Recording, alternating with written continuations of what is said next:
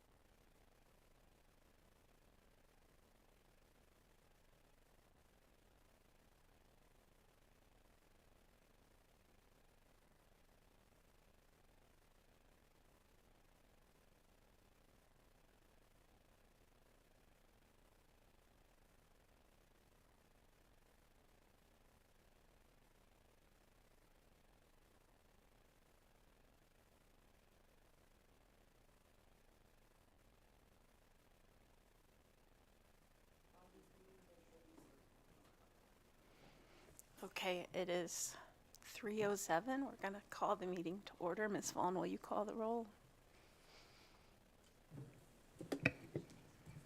Ms. Henry, Present. Mr. Watson, Dr. Borchay, Mr. Hikes, Present. Ms. Jones, Present. Ms. Hubbard. Here. We have a quorum. All right, and I'm going to turn the meeting over to Ms. Henry. Good afternoon, everyone. We will get started today with our real estate meeting. Our friends at Man Elementary PTO, they want to build some outdoor classroom space, and we'll have them come and give us a brief overview, and we'll ask some questions at the end.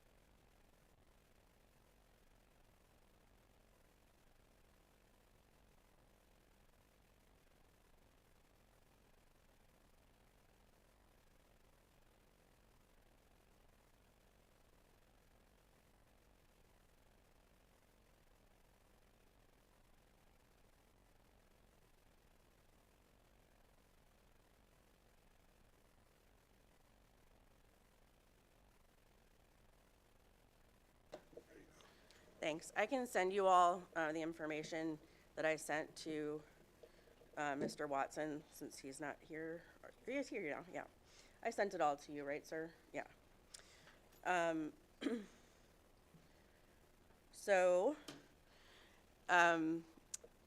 The Man PTO has raised over $12,000, which has been our first big fundraiser ever, to build and furnish an outdoor classroom space to enhance our children's STEAM learning. Over the past few years, we've developed a community garden, and we now have a food corps volunteer who's out with children in the garden on a regular basis. We also, throughout the year, because of course you have to keep the garden going all year, we have families and students and community members that keep the garden going, and we teach the kids about the different things that grow and how to serve them, and it's really a great learning tool. But the teachers have said that really what they need to use the garden more is a dedicated space. And we also feel that a dedicated space would be of a community benefit, not just for our own community, but for the wider community. So we raised over $12,000, which is the most we've ever had in our bank account ever, by far. And we intend to buy a gazebo kit from Backyard Discovery, which is delivered by freight. Takes about 2 to 3 weeks to deliver. I sent the specifications and instructions, which are sufficient for a permit, but it is a very large PDF, so I don't recommend that you download the whole thing. You could look at it without downloading it. As I said in my email, I spoke with someone at Backyard Discovery, and they said they don't accept tax-exempt letters, so we understand we will be paying that. We understand that we will need to lay concrete footings ahead of time as specified in the assembly instructions. And we understand that the materials will be delivered by freight 2 to 3 weeks after ordering. Now, if we're allowed to do this, I have spoken with the presidents of both Laborers Local 110 and Laborers Local 396, and both are able to provide expert volunteer labor to build the project. Knowing that we would need to get permits and inspections for the concrete footings and the structure once it's complete. But we do have expert volunteer labor available if that's allowable. I know you're asking we need to have separate liability insurance if they build it, correct? So we know that Seed St. Louis, which is where we get our grants for building out our community garden, they have additional liability insurance, pooled liability insurance, that can be purchased by their community gardens for about $50 a year. So we're able to buy into that. Because a lot of community gardens are on LRA lots and other things like that. Alternatively, we would also be interested in knowing how much it would cost us additional if SLPS staff were to build it, because we would need to then raise that money, because I assume then it would be covered under SLPS liability.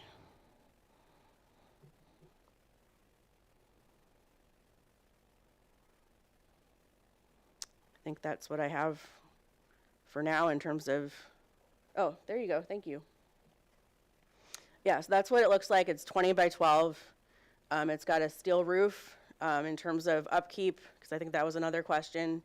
You know, again, we don't normally raise $12,000 at a time, but we do have several expert grant writers, including Mikhail Ornbahn on the PTO.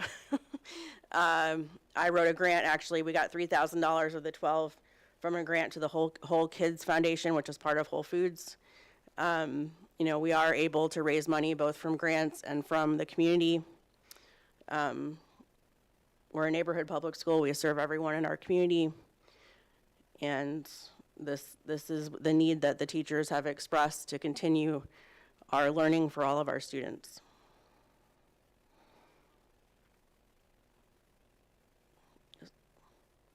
So so regarding the liability and the insurance piece, what would it cost us for SLPS to build it? Would we then be covered by liability through SLPS? I'll get that information and get it back to you. Okay, great. Because that's, you know, if that's better for the long-term viability of the space and the use of the space, you know, and if we can raise that money additional, because the gazebo doesn't cost $12,000, but what we have factored in for the furnishings that we need, as well as for additional cost to upkeep it, you know, that's why we had raised that amount.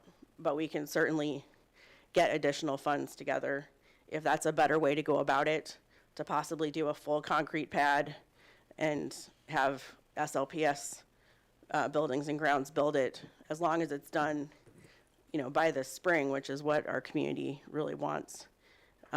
That would be fine. Oh, and I'm sorry, I'm also supposed to ask about repairing the playground.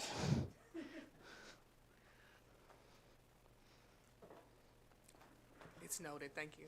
Okay. Anything else? Do you have a question? My question is, how many kids does Man have? How many? I know the whole neighborhood will benefit, but I believe our current enrollment, I never remember if it includes the pre-K. It's around 300, right? And currently, what? A little under, yeah. Yeah, that includes about a third of our kids are ELL. So right now, a lot of our kids are, and their families are really having a tough time. We have, and this is why I wanted to find, oh, you found the flyers. You can pass them out. So we have the largest gifted services program of any neighborhood school. We have a very large ELL population. We have a wonderful special education program. It's an amazing community. I've had kids at Man for almost 10 years. And I will have a kid at Man for at least 4 more, I think. So I'm very glad that we kept Man open in 2013. I do have a question. Yeah. This is really good. I'm really surprised, though, that you were able to raise the $12,000, because I'm sure that you're setting an example for many of the other schools in SLPS. And when you first initially started raising the funds, you said this came through your PTO? Mm-hmm. Okay, that's pretty good. So when you imagined, or the community imagined, an outdoor classroom, what does that look like? What are they asking? So it's a permanent structure. And then what we also have in addition is we've priced benches that will be, I don't know if you remember, any of you that remember Ms. Peters. So when Ms. Peters tragically was killed, the school, everybody collected plastic bottle tops and had them made into permanent benches made out of recycled plastic in her honor, in her memory. And so we priced similar style benches that can be used for the students for seating. We also priced similar kind of hand washing stations, similar to what's used at a construction site, that can be filled, a reservoir can be filled so that the children and staff can wash their hands before they go back to class. And we also priced a movable wipe board. And that would, like, that's the kind of product for sure that would need to get replaced more often, right? But a wipe board that could be, like, kept in the gymnasium and then brought out for class and then taken back in. So that it can be a full classroom, dedicated classroom space. Or if the kids are doing something in the garden or in the field, then they know to come back to that space. The SPED teachers are also very excited about using it for OT and PT and other work like that. And the art teacher is very excited about it too. It sounds lovely. Thank you. So is it going to be a continuous open air space? Correct, yeah. Open air space. Yeah, And the community also will be able to use it after hours, so to speak? I mean, yeah, there's always people using it. In fact, there's always people on the Mann School property. We try to use it as an opportunity, especially to talk to parents with kids on our playground when they're playing there and they don't go to Mann yet. Yeah. So, and we always have to keep in mind safety concerns. Yes. You know, especially, you know, late at night. Such, I don't know how late you will allow that to be used, but. Well, yeah, we don't, usually I think the gates are closed, you know, I mean, the latest that anybody is there is dark. I mean, yeah. I do have a question about the gazebo. Will it have a fan at the top possibly, or an electrical outlet that they? There are electrical outlets that are built into it, into the kit. There yeah. are? Mm-hmm. Okay. Is it going to be permanently? Yeah, placed, it needs you to, know, it needs to be anchored into concrete. Yeah. Yeah. Okay. All right. It's got a steel roof. It's 20 by 12. It has a steel roof, and it's got it's treated wood, and it's warranted. I mean, it's guaranteed. Obviously, again, we have to budget for, and over the years, we'll have to budget for upkeep. And you know, I can't remember off the top of my head the life of the structure, but you know, we'll have to think about, you know, long term the replacement. But And I appreciate the fact that you have a lot of volunteer construction volunteers. oh, they're union. They're all union. And I appreciate that as I know. well. I know. But you know, with us, with what we're trying to do at SLPS is get more of our kids involved in construction projects. Well, that's great. Yeah. Mhm. So, if possible, I'm just saying, if possible, if we can have some of our kids also participate, especially if some of our construction workers that's on staff, if they participate also. So that's just I'm just Yeah, throwing so that out this there. kit, I mean, when I looked at the reviews, you all can look at it, and obviously it would need to be supervised by professionals, whether they're professionals who are being paid or professionals who are donating their time. But people apparently put this together on their own. Yes. So, I mean, it is possible that even non-professionals do it, but I don't want it to be done by non-professionals, Right. unsupervised. Yes, I understand. And it would be a great learning opportunity, for Yes, sure. exactly. So you say you also have a what word am I looking for? A garden on this site also? Yes, we started our community garden before COVID. We kept it going through COVID. We continue to expand it. Like, since we have kids from over 20 different home countries, we want to start expanding into rice beds because there are so many different kinds of rice. That would be really cool, but those are a significant extension. And we try to let the kids choose what we grow. The food corps volunteer, for example, had them harvest the sweet potatoes and then cook the sweet potatoes together and try the sweet potatoes, you know, and we really try to incorporate it into the curriculum. I do have a question about the surface up underneath the gazebo. I know you talked about the concrete, but especially for those students who have disabilities and the easy access, but for those younger children, might be a section where there might be a softer surface for that? for the student? It really depends on how we go forward with who's building it. It can be done with either concrete footing, which would mean that primarily it's grass underneath, or, you know how it is, whatever is underneath, usually padded down ground. Or if we go with more of a concrete pad. Either one is fine in terms of the construction. Thank you. So we'll be in touch. I have one more question, Yeah. I'm sorry. Do you plan on getting the assembly with this? It's offered in the, We listing? weren't planning on it because we assumed that would not be covered by liability. Understood. And if SLPS staff doesn't have the bandwidth to do this, you said you want it done by the spring. Can you use the rest of your funds for this, for the labor, outside of what it costs? Well, we have, like I said, we have volunteer union laborers willing to do it. Okay. But could you use some of your funds for that if necessary? Yeah, or we can get more. Okay, understood. Yeah. Thank you. Thank you for Thanks. all the work y'all did to make this happen. So we can go, right? Okay. All right, thank you. Thank you. You know where to find me. And the rest of us.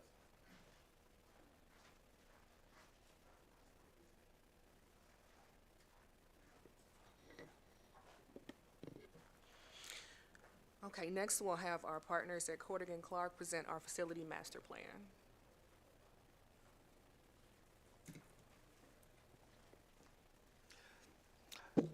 Good afternoon. My name is Steve Raskin with Cordigan Clark. We're happy to be with you this afternoon. Today we're going to provide an update on the master plan, specifically the facility conditions assessment. There's actually a PowerPoint that I'll go over a little bit, and then we'll also have a chance to opportunity to look at something called the Asset Calc, which is an online portal which shares some of the information that we have. I also like to point out I've got Tony Duncan from our office here with us as well, in case you might have any questions. So I guess one of the first things I want to cover is that, why do we do these facility conditions assessments? And really it's the first step in aligning the master planning process. It's really an opportunity to evaluate the existing conditions. It's an analysis of existing educational as well as non-educational facilities. We've looked at both schools as well as infrastructure.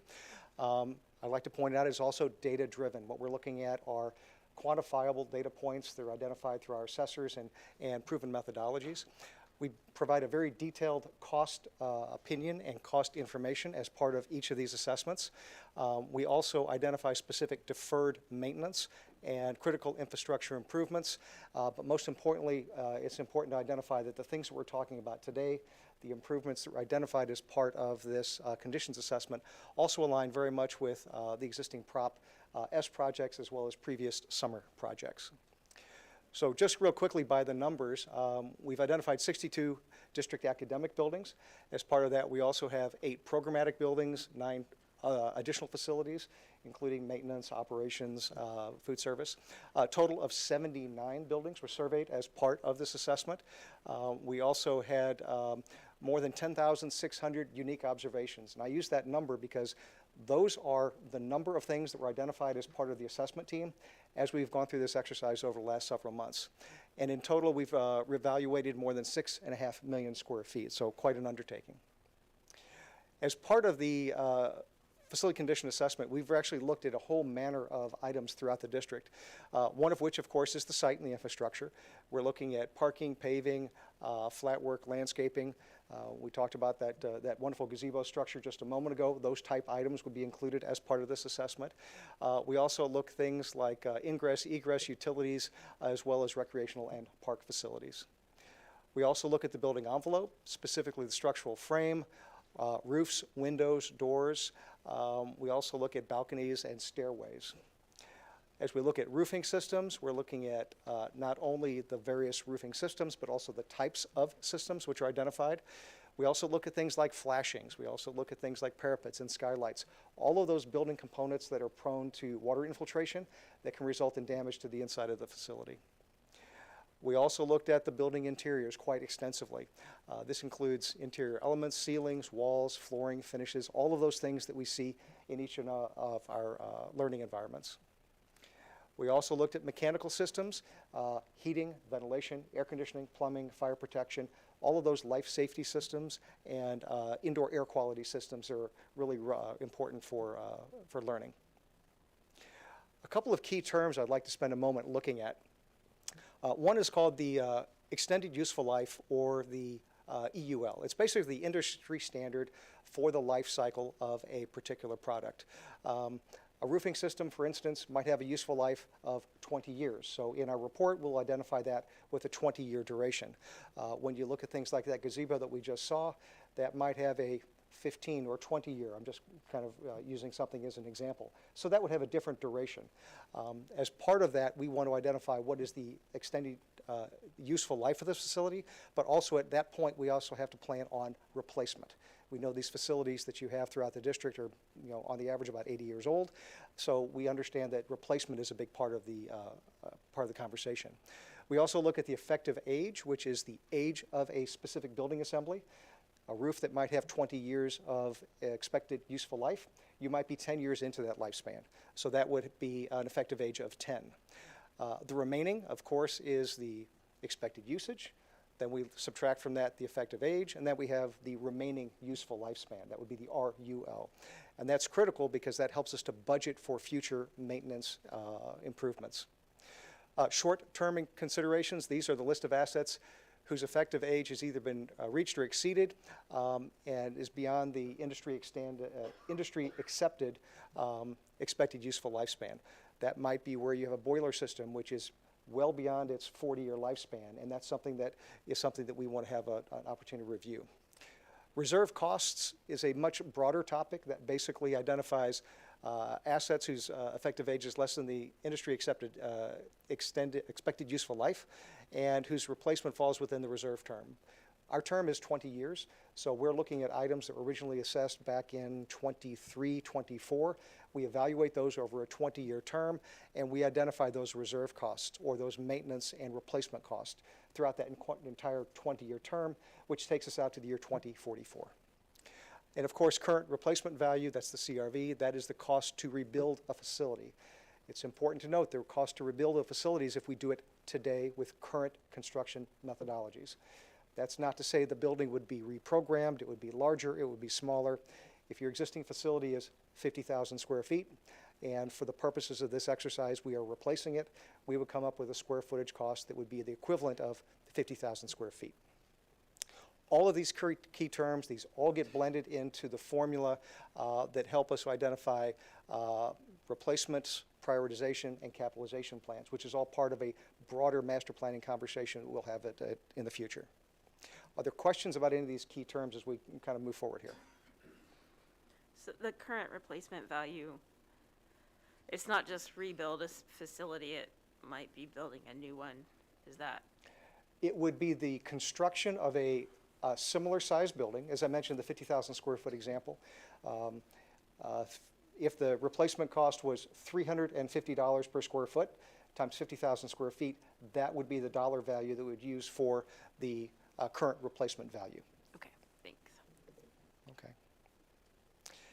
There's another important term that we're going to be using, which is the Facility Conditions Index. That really is one of the most important elements of the facility condition assessment.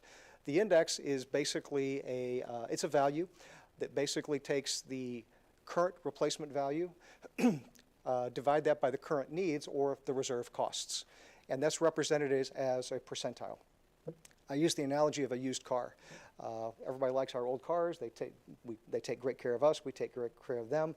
At some point in the future, the replacement or the repair costs of those said cars gets to a point where we have to have those conversations about how long we're going to keep it.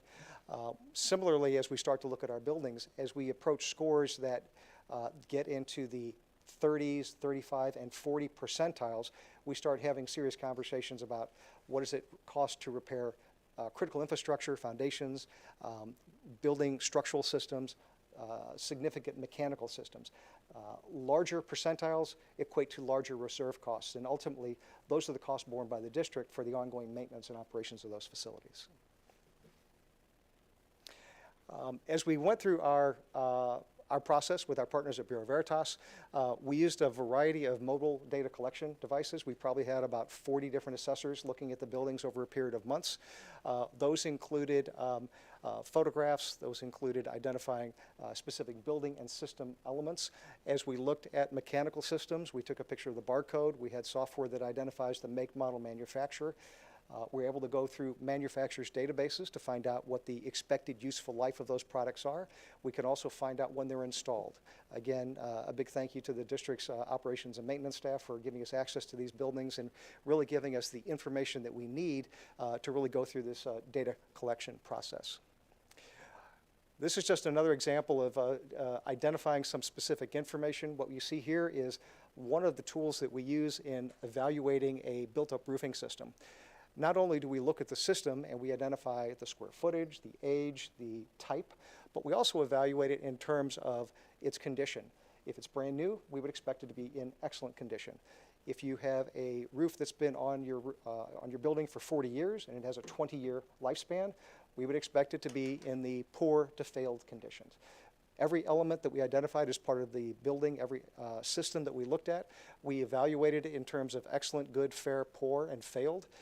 For the purposes of our exercise, the information I'll be sharing with you are building elements that basically are in the poor to failed.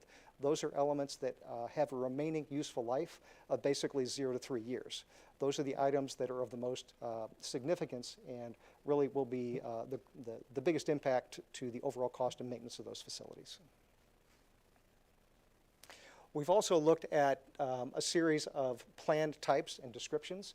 These include safety, performance and integrity, accessibility, environmental, retrofit adaptation, and life cycle renewal. And basically we've identified and classified each of these building systems into those categories. And as you can see, this chart doesn't particularly go well, but we've also identified as a pie chart the various costs and percentages of repair and reserve costs moving forward. So this is the number that I shared with you in draft form a number of months ago. What we've done is we've identified immediate needs, short term, 1 to 2 years, near term, 3 to 5, medium and long term up to the 20-year mark, which gets us to 2044. Those have been evaluated in terms of structure, facade, roofing, interiors, and so on. What we've done is we've calculated those costs, those immediate needs that need to be repaired today. It's easy to identify those costs. That's a simple value. As we get to the short, near, and the long term, we recognize that those costs will escalate over a period of time. So it's important to note that what you're looking at in terms of this expenditure forecasts includes escalation of costs. So if the replacement of a roof is $100,000 this year, we know that next year it's going to be plus 7%. The year after that, another 7%. So all of the costs in each of the categories that I've identified all include 7% escalation as a base cost moving forward. The total cost, as we look at the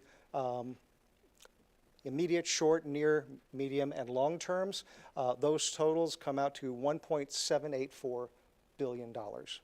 That number is a little bit different than what I shared with you several months ago, but again, our report is now complete. We've done the analysis, we've done the quality assurance and quality control, and that is the number that we have for you this afternoon. Are there any questions on that slide? All right. How many schools have you personally been in? I've been in more than half of them. From high school to middle? Yep. Grade school to high? Yes. And because most of the time when we get things fixed, we try to do it over the summer. And most of the time, only thing we can really fix are the HVAC systems or yada yada. Mm-hmm. And I'm just trying to wrap my head around this. I'm sorry. I'm just trying to wrap my head around this where our schools are, like you said, some of them 80 years old. 80 years, so even though how has the structure, not the guts, but the structure, how has the structures been? It varies. I'll be candid with you. One of the really nice thing about 100-year-old buildings is that if they're still around, they're probably in pretty good shape. With that being said, they don't conform to current building codes. Those structural systems would not meet the seismic requirements that we have to keep our students safe. Things like tornado shelters and things like that, those type of facilities were never imagined 100 years ago when many of your buildings were originally envisioned. So to answer your question, how are the structures? I think for a 100-year-old building, many of them are doing pretty well. Now, we have identified a number of facilities. We've shared this with the operations, and I see our partners with Navigate are here. We have shared some critical infrastructure things that we've identified. There were a handful of schools that we looked at as we got into crawl spaces where we identified failing roof timbers. So those kinds of items, which to your point, are important, and those are the guts of the building that are really the things that we need to be focused on. We've identified those, and we want to share those with the district so those immediate repairs can be made to maintain the structural viability of those facilities. But, and I'm trying to get to the point is, when should we stop throwing money inside and say, okay, let's find an adjacent spot and build a new school in that same area? Because we know we don't want to lose our kids during the construction phase of anything, you know what I mean? Mm-hmm. And I'm just trying to bring those two together to the best of my ability. You see what I'm trying to say? Absolutely, and really the purpose of today's exercise is to present the data to you at this point. Okay, okay. I don't want to get too far ahead because I know that this will be part of the planning process as we move forward. But I'm sorry. No, it's the excellent question, and it will take a little time for us to get to that point in the conversation. Yes, thank you, sir. Certainly. Now, what we've also done is... I'm sorry, I do have a question. Yes. In regards to what he just asked about the suitability of our outside structures when it comes to weather, and you said they don't meet up to the standards that are currently set. And it would seem that every time there is a horrific windstorm or hurricane, that those buildings seems as if they're the safest place to be. They last better than the new structures that are around them that are destroyed. So I'm just trying to wrap my head around why the standard, I know things change, I understand that, but it would seem that the structure, the brick buildings are the safest right now. I know you talked about the roof and the beams and that kind of thing, but having that type of brickwork is kind of unique, isn't it?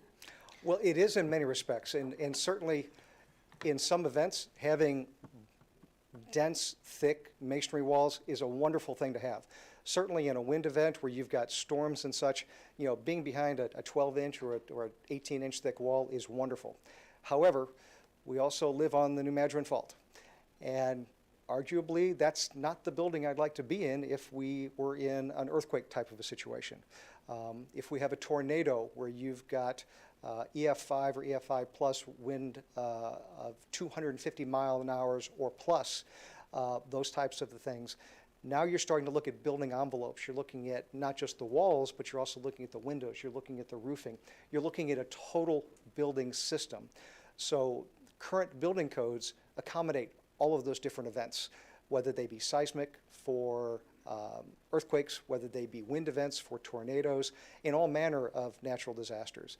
So the current building codes today, if we were to construct a brand new facility, would be of a very different magnitude than many of the facilities that the gentleman mentioned that were 80 to 100 years old. I would also like to just add, when you think about our fire alarm system, all of that is being changed out because it's a very, very old system. When you think about our drinking fountains, all of those are being changed out because they are very, very old drinking fountains. So structurally, it might be fine, but it wouldn't meet those codes that we would need to be sure of on the inside. I only mention it because I look at places like Washington University when I'm driving down Skinker, and it's a very, very old structure, but they gutted it out, and they still maintain the outer structure, and they redid the inside to modern standards. I understand what you're saying. So I'm just hoping we would consider that as well in some of our structures. Oh, absolutely. Could you go back to the, thank you. Actually, to that point, this is a series of dashboards, and I've got a couple here as examples. Not only the facility conditions assessment, we've also gone through and identified specific graphics for each of the facilities that we've identified. This includes in the top left corner a quick map of the area. We've also done a quick site location plan, additional information relative to the building summary, grade level served, school types, building size, acreage, enrollments, original construction. We've also identified in the next tab where it says critical maintenance, we've gone through and identified those specific items just as a quick glance that we need to be looking at. But we've also identified work in progress. And I think this is important to your point that, you know, the current proposition, a lot of work has been done. Great work with the, not only the district's operations folks, but also with partners with Navigate and others to do a lot of work over the last couple of years that includes walls, doors, windows, water fountains, all manner of things that people don't see all the time. So in this particular case at Herzog, we've got fire alarms, signage, whiteboards, lighting, painting, exterior doors. That work has all been completed or is in progress at the time of this printing. So it's important to identify not only the existing condition of the facilities, but we also want to highlight those elements that are being improved to make sure that we've got quality learning environments for the young scholars throughout the district as well. We've also included capacity and utilization, which is the total student enrollment. That's a function of the total building capacity, the number of student seats, and that gives us a utilization number. And then ultimately on the right-hand side, we have those FCI scores. They're in a quick little dashboard. As you start to see, the first year or two, these numbers are relatively smaller, and then at Herzog specifically, as we get to the 10-year mark, we start to see those reserve costs go from only $40,000 to $580,000, $1.7 million, up to $3.2 million. As we forecast that out through year 2044, that number goes up to $22 million. And as we look at the total square footage based on the current replacement value, the replacement of just the brick and mortar on that building is $26 million. So you start to get an idea of the ongoing maintenance costs, the reserve costs, and the ultimate replacement cost for that building. And we've got this for a few. We did one for Yateman as well. Roosevelt High School, clearly these numbers are a little bit higher.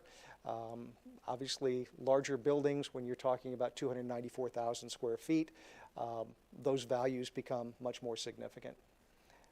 And we also included Sumner as well. A lot of information pretty quickly, but I didn't know if you might have any questions about this before I jump on to the next piece. Even with the cost, but right now, yes, because unfortunately our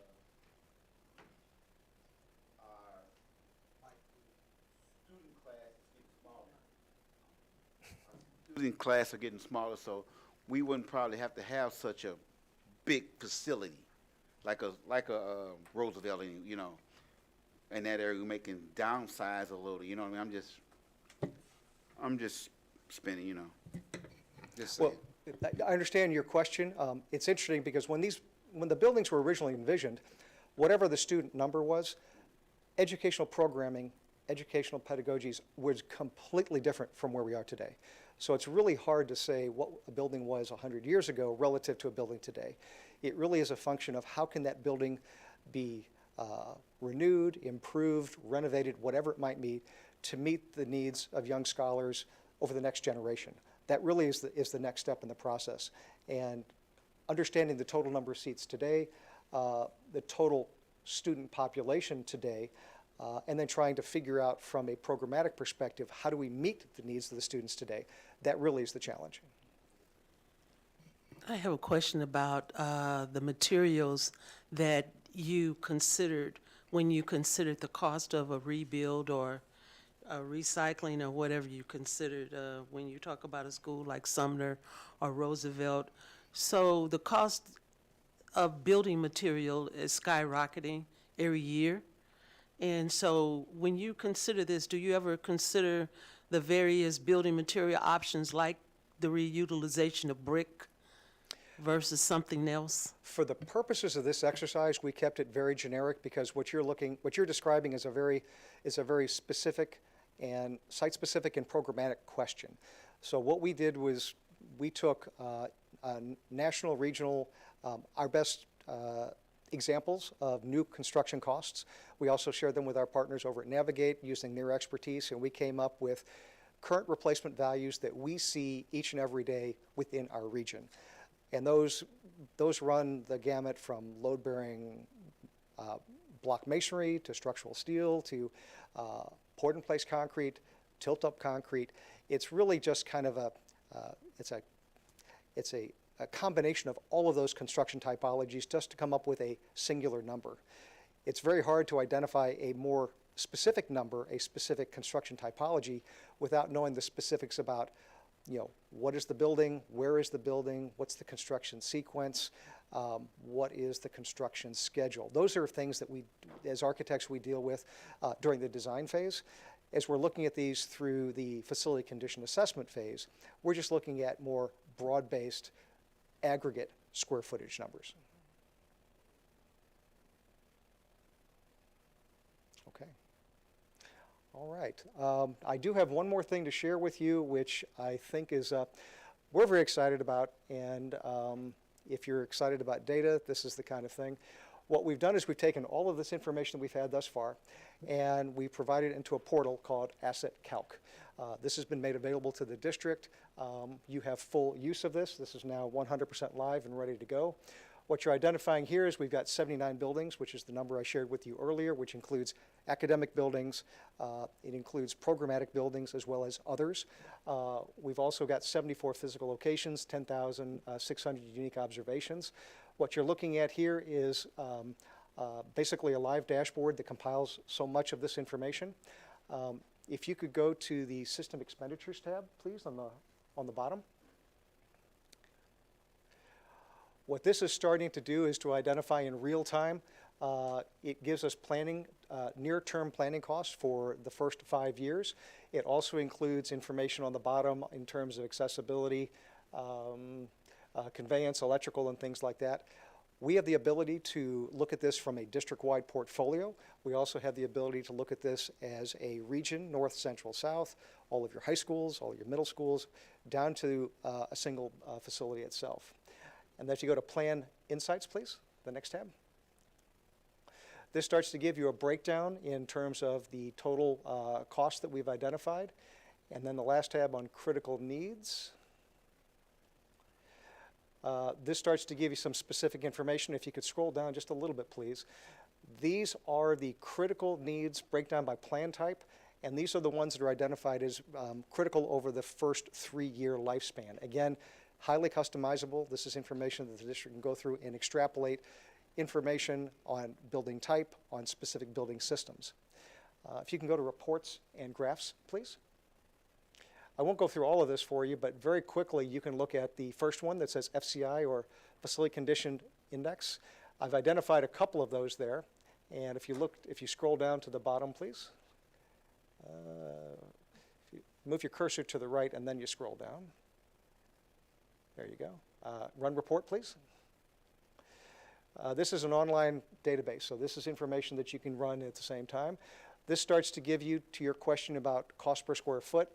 For the purposes of this exercise, we've got $544 for middle schools, and then we have $557 per square foot for other types of facilities.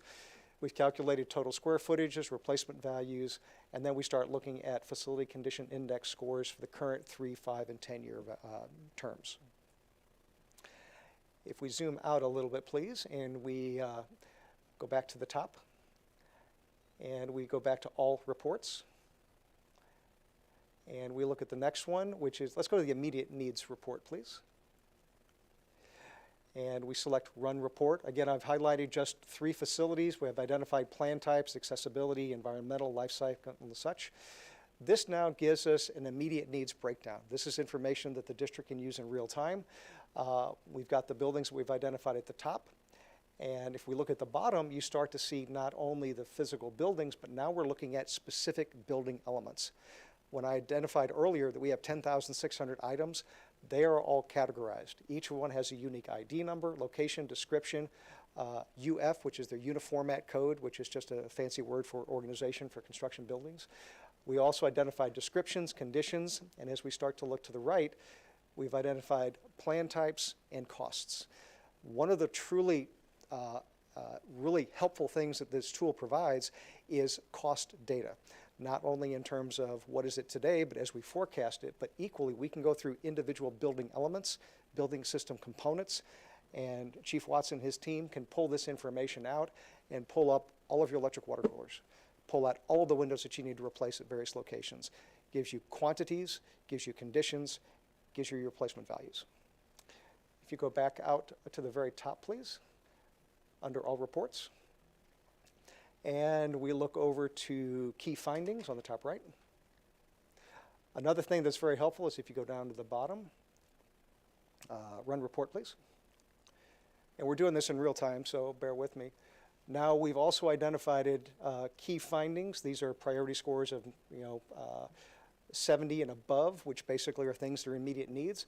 We've identified photographs. We've identified locations. We've identified information that is important to the district in terms of your maintenance and operations plan. If you slide a little bit to the right, this also gives you some additional information. This is a plan type in safety, so it's easy to pull out all of this safety specific information. We've also included a Yelp type review. You got 4 dollar signs, which indicates a more costly type of an assembly. And we've also identified total costs for this particular one in the amount of $75,700. If you could zoom out, please. I don't want to go through all these items, but if we can go back to the very, very top, please. All reports. And if we go down to, let's go down to, how about the group elements? And one thing that is interesting on this one is this provides the ability for ourselves, the district, to identify specific buildings. We can identify specifically cost data, but we can also identify very almost to the granular level building elements. I mentioned early on the building types. We have substructure, shell, interior, service. This is an incredibly powerful tool. If you hit the run report, please. We've got a couple selected here. This now gives you very specific information. And it's a little hard to see on here, but we've identified uniformat codes. We've identified locations. We've identified descriptions. We've identified EUL, the expected useful life, the expected age, remaining quantities. We've identified unit costs, subtotals. We've identified contractor markup and location factors. And then we've also given you a year-by-year summary of when these facilities and when these assemblies will require maintenance. Incredibly powerful tool. I don't mean to go through all of it for you today, but I want to give you at least a quick primer in terms of what the functionality might be. And certainly we look forward to you all having any questions on this system and how you can best use it moving forward. I would point out that you own a license for this for, I think, 2 years, but quite frankly, you guys are going to be able to utilize it for many years beyond that. That is part of the deliverable that we have provided to the district.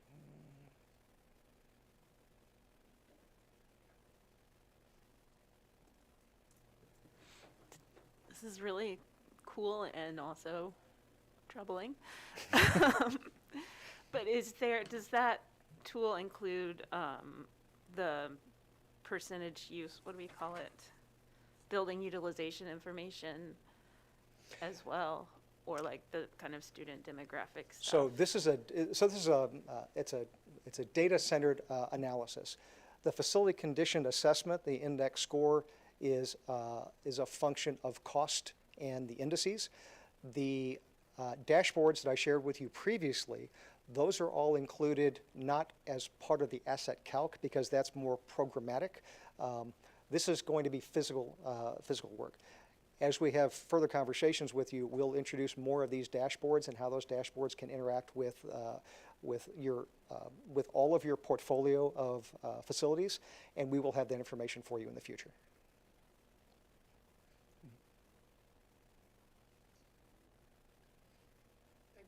Okay, thank you all very much.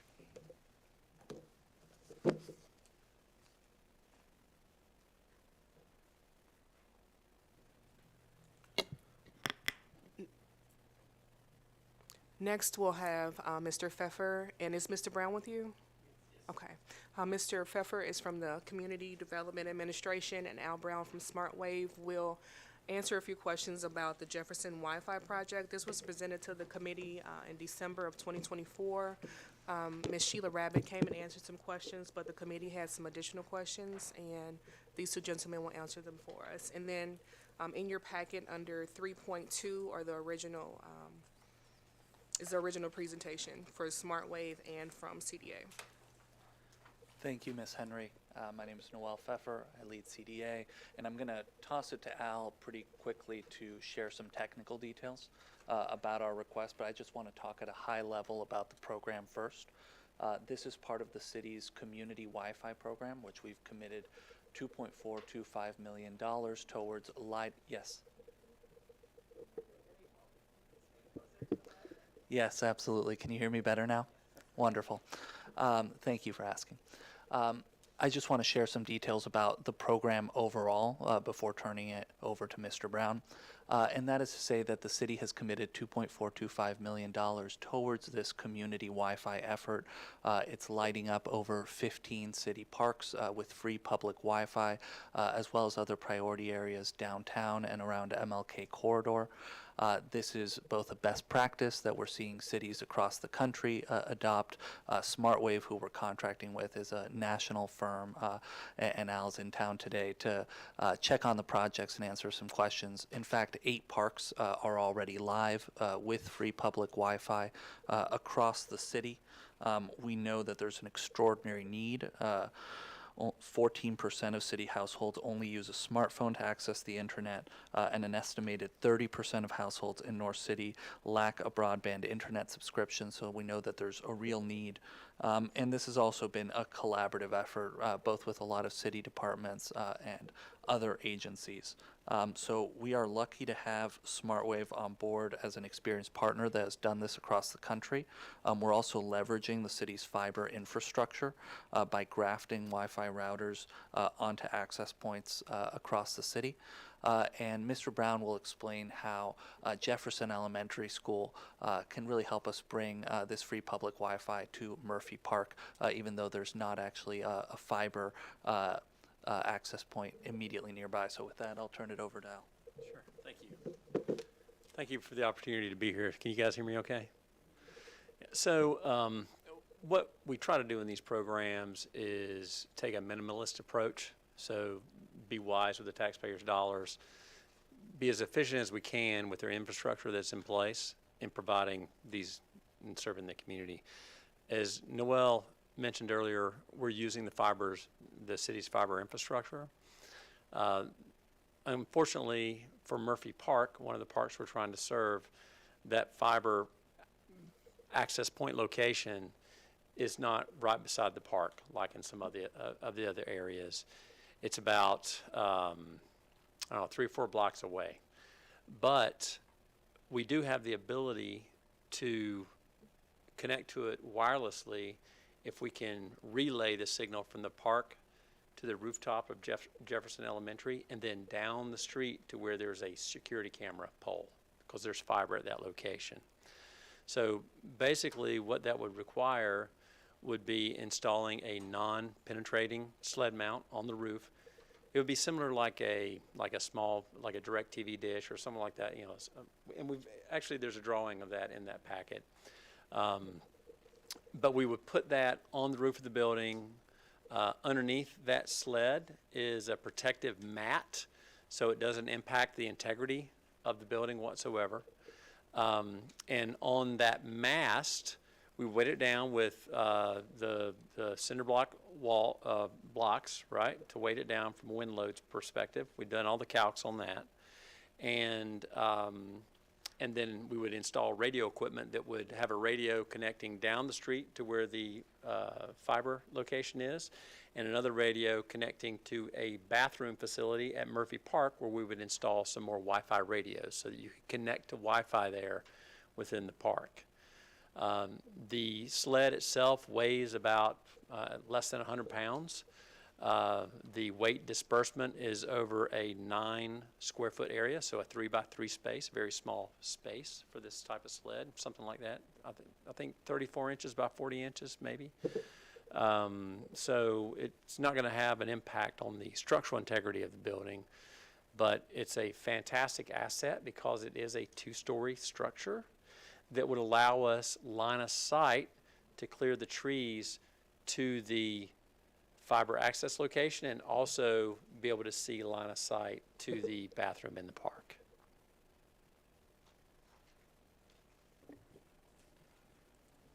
And we're happy to answer any questions. I understand that one question was pertaining to maintenance, and I'll answer that now, that part of SmartWave's agreement with the city does include fiber maintenance, and so through the life of our agreement, which is through the end of 2026, that'll apply. This is a pilot, so in the case that we choose not to continue the pilot, then the access point would be removed.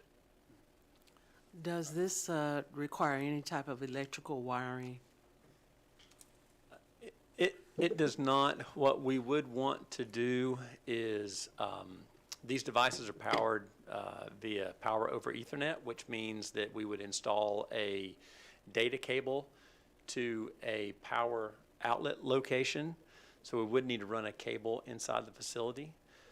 There are 2 radios that would be placed on the mast. The radios draw 30 to 50 watts of power each, so it would be less than a light bulb that you would be powering.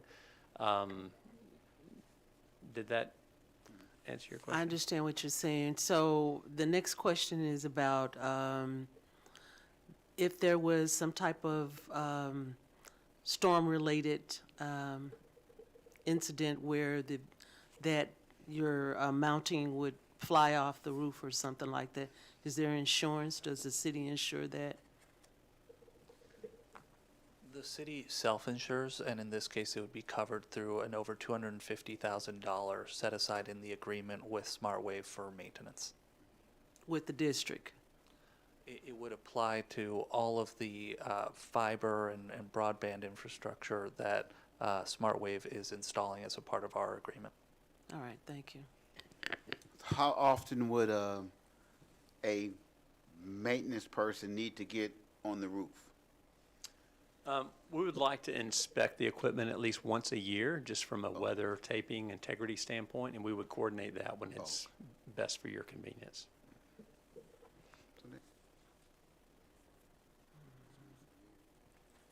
I just had a question, kind of piggybacking on what Secretary Jones mentioned, and just wondering around, you say it's 2 stories in terms of height. Does that serve as like a lightning rod to a degree? So if we had a lightning storm, what's the impact if it were to be struck by lightning? That's a good question. We ground the equipment to the local ground source so that lightning isn't an issue. I mean, we can't stop an act of God, but we can do best practices from an installation standpoint to protect the equipment. Our responsibility is to manage and maintain this network ongoing so that people can serve it. So we're going to do everything we can to prevent the number of times we have to visit that roof, because each time we do that, it costs SmartWave money, right? So. I'm curious, there's new development across the street, correct? And so I'm just curious, why Jefferson versus the new development? Jefferson, that route, when we looked at it from a Google Earth perspective, that route is the best route for us to achieve it with the shortest distance of wireless links and height to get to the park. Got it. Okay. Based on because it's right there at the corner, right? So. Thank you. Can SmartWave tap into the district's internet system that the school currently uses? We could, if that was an offering from the school. But how we're doing the program now is we're leveraging the city's fiber infrastructure to get to the internet. So it could be done to where we connected to the school's router and firewall and stuff, but that just wasn't our charter. Nor could you without SLPS permission. Yes, we would, if the question was from a security standpoint, we cannot tap into your network unless you give us permission. Okay, thank you. Thank you for clarifying. I have a quick question. You said that some of the wiring or the cords will be inside the building from the access point? We need, if you have an outlet on the roof, we could plug into that. Okay. But if you don't, what we typically do is we would run that cable through an existing weather vane or some other penetration on the building into the closest power source. Understood.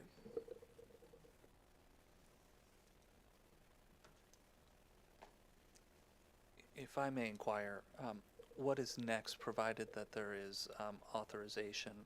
What are the next steps in order to move this forward? If the committee has enough information, we could vote on the project. I did have a few other follow-up questions. Would, just in plugging into the school system, would that impact our internet, the speed of the internet in the building in Jefferson? No, it would have no impact, and we wouldn't be plugging into the school network. We would just be plugging into a power outlet. Exactly, absolutely. And the other question is, in the past, when we've had cell towers on some of our buildings, through some of, the Verizons and with SmartWave, with those type of installations, and it was a little bit different than what you've shown, there was just some agreement with the district, just as in terms of leasing, of just being able to utilize that space. I mean, of course, even with a plug-in, it still is going to use some power. Is SmartWave, would they entertain coming into some type of agreement with the district for some financial? I'll let Noel speak to that. Unlike the carriers, SmartWave, what we do is we design and build it for the city. The city owns the infrastructure. Everything that we install in the parks is a city asset, and we're maintaining that for them, like your janitors and your buildings and so forth. And we would certainly be open to entertaining an MOU or something along those lines, but I do need to warn you that the city's contracting process takes time, and we're obviously eager to bring this internet service to this community.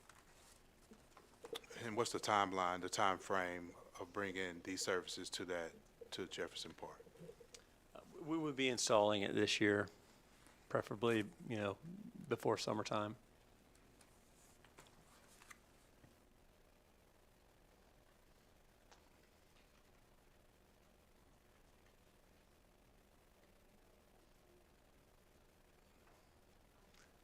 Thank you. Does the committee have enough information to make a vote? We do? Okay. Would we want to vote now or in closed session? We Just would have- asking. We would need to do it in open session. Open session?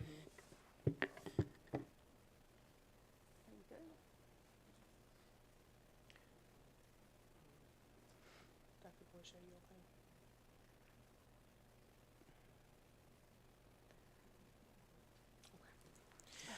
I make a motion to approve the recommendation initially given to us by SLDC for the rooftop access point at Jefferson Elementary School.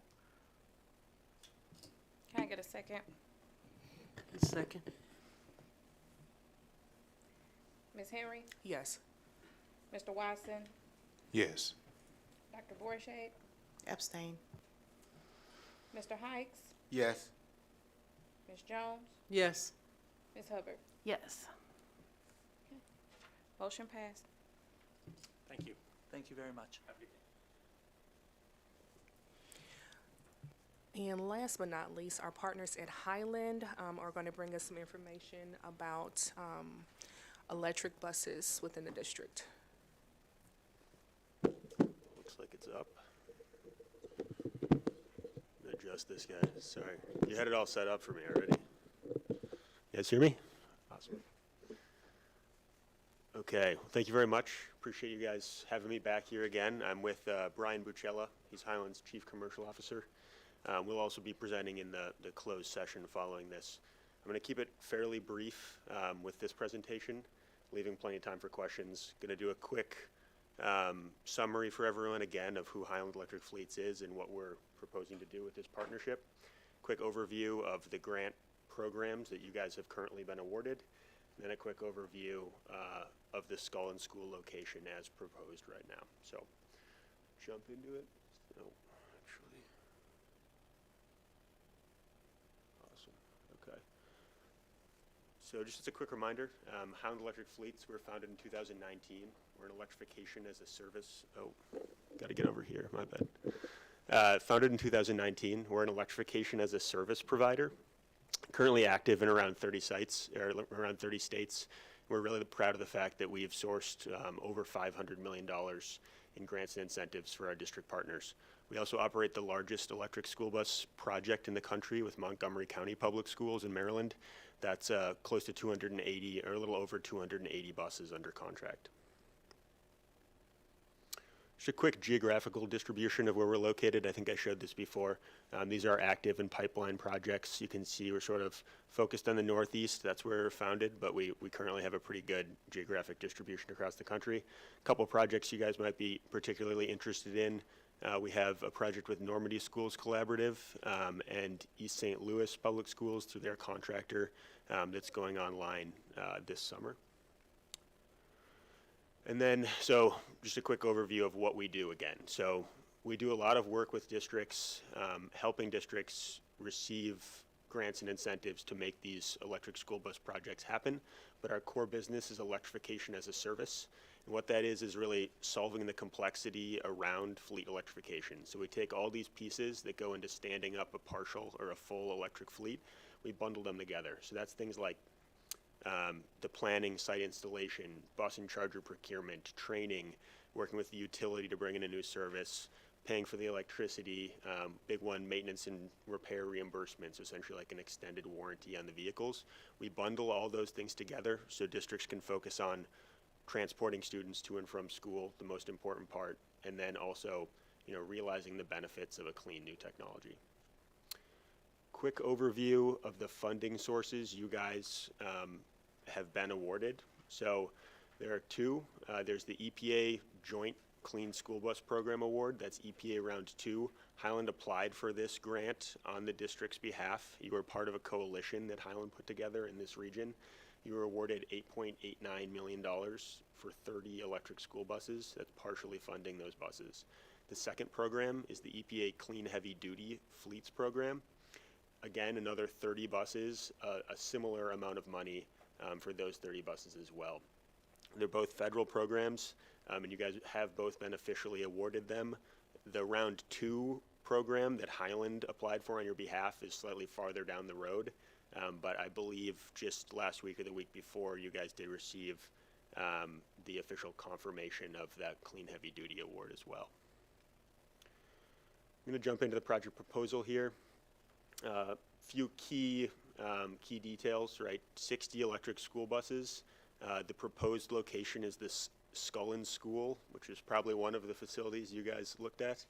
I believe you guys voted to approve that location at a previous meeting. It would also be the largest electric school bus deployment in the state of Missouri, and it would be a first step in bringing a portion of your fleet in-house at a district-owned transportation facility. Currently, right now, I believe you contract out your entire fleet. This is the proposed design right now. The site's built for a little bit of expansion.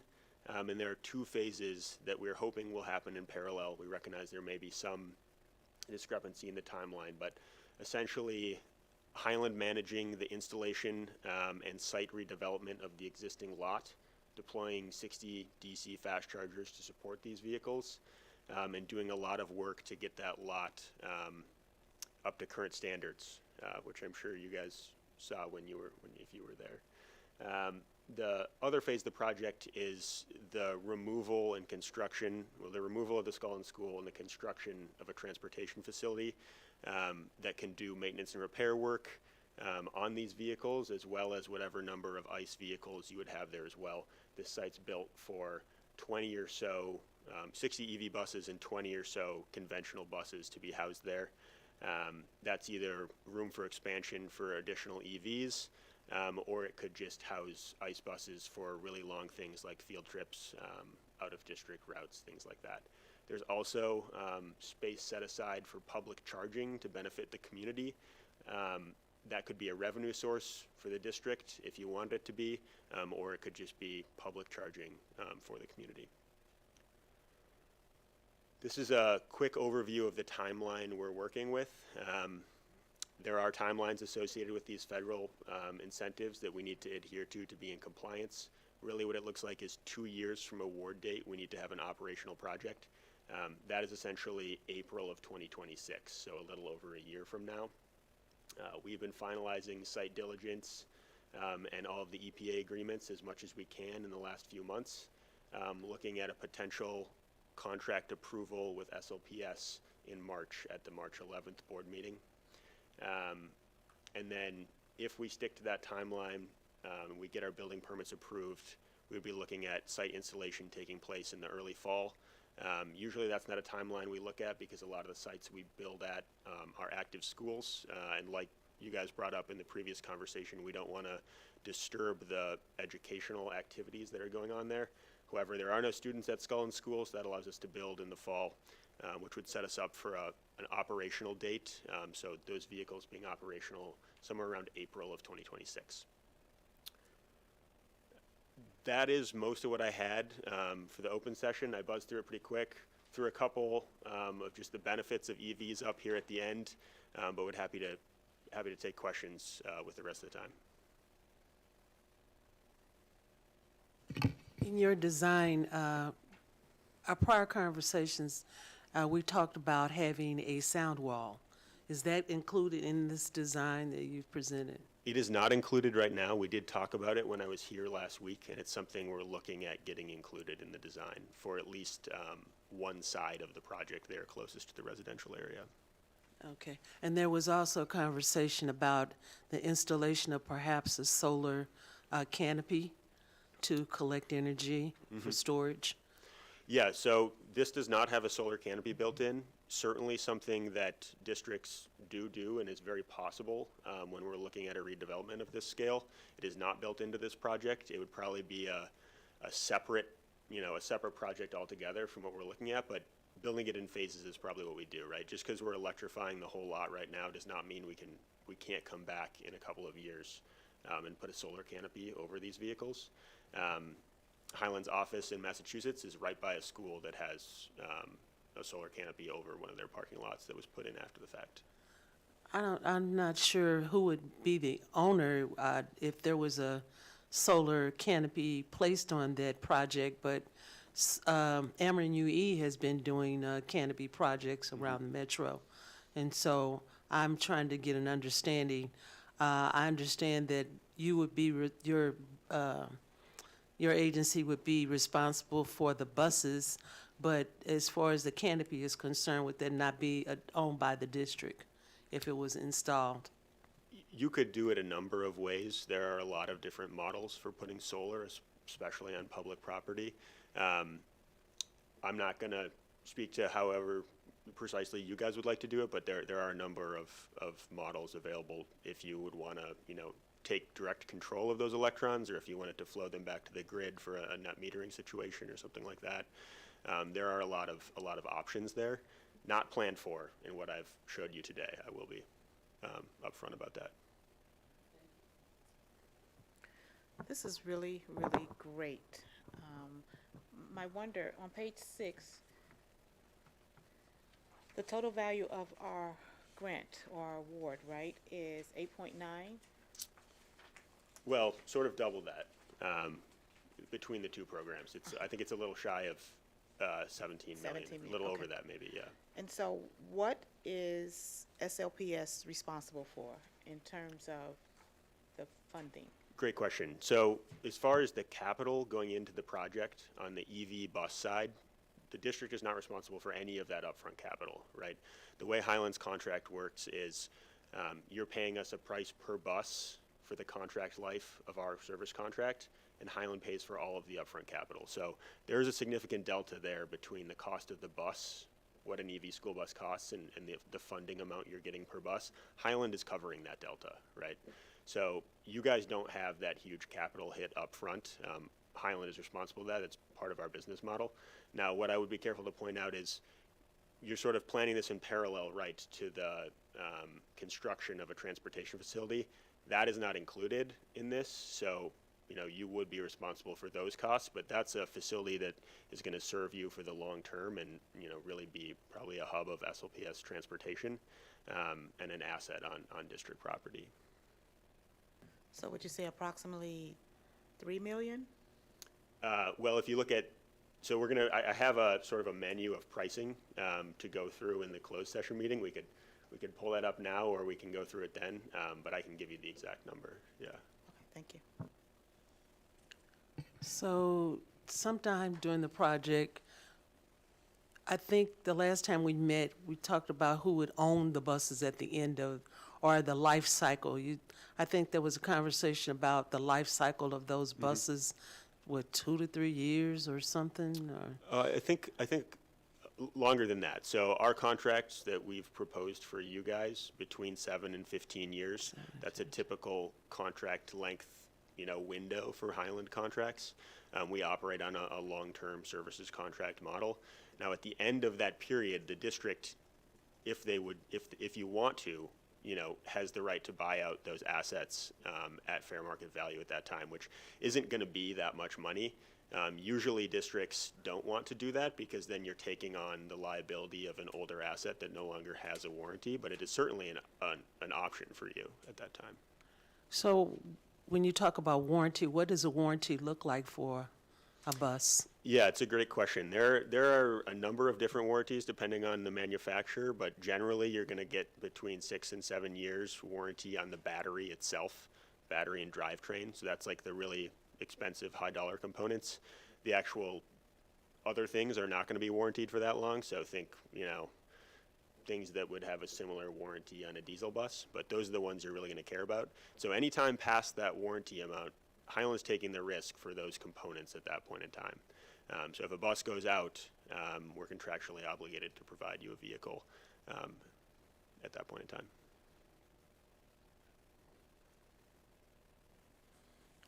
Just have a question. Given the current administration where there's a pause on federal grants, what impact would that have for the electric vehicles that you've experienced, or can you just clarify? It's a good question, and I have some extra information on that later, but we can get into it now for sure. There is a federal funding freeze right now on grants, as I'm sure you're all aware, causing some uncertainty. Highland has taken proactive steps, so back in 2024, to make sure that the funding tied to our Round 2 award is secure. So we have that money ready to go. The clean school or the clean heavy duty funding, you guys were just given notice of award of that. We're very optimistic through the channels that we've been working with that money will be able to be deposited in what's called your ASAP account, I think, and then you can start drawing down those funds. I can't give you an exact time on when those funds will be unfrozen, but we're fairly confident, since you already have that award letter, that would happen. I'll be really clear, you guys aren't incurring any costs, right? So if you sign a contract with Highland, you actually aren't paying anything until our whole project is operational, which would be spring of 2026. So if we signed a contract in March and if we hadn't heard it by then, which I'd be surprised if we hadn't, and we found out later that for some reason we didn't have access to those funds, you would have the ability to go back and renegotiate. You're not locked in at that point in time.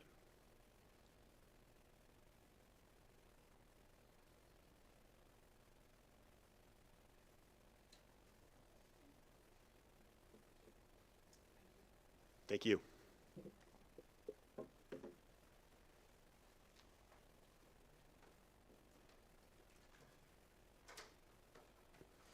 I have no more business for open session, and with that, I'll make a motion to adjourn.